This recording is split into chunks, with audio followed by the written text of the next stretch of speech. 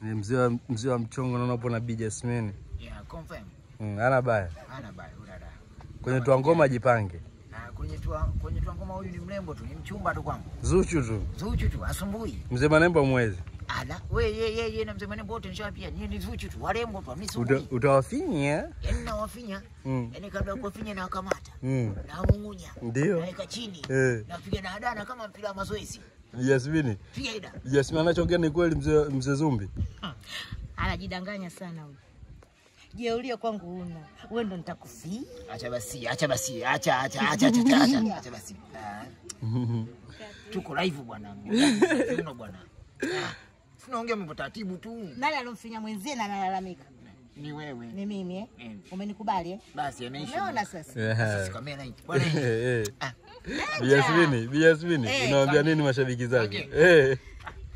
Bwana baadaye bwana. Kakufanya Bi Jasmine? Bi Jasmine, umemfanyaje mzee mchongo? Mzee mchongo anapenda sana kujitamba na kujigamba. Alafu mumfinye. Nimemfinya, kumbe ajielewi. Unawaambia nini mashabiki zako kuhusu tua ngoma? Sema kweli nimefurahi sana. Wakae kwa kusubiri ujio wa Bi Jasmine mpya. Wakae kwa kusubiri wadau wangu wote, wapenzi zangu wote, wanaonikubali. Ndio. Wasubiri mlo mpya. Tena mlo mpya. Mlo mpya after shot mlo mpya huo. Yeah.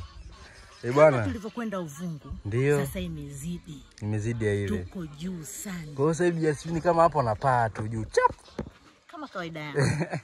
Nige tano kidogo. Yeah, confirm. Bye.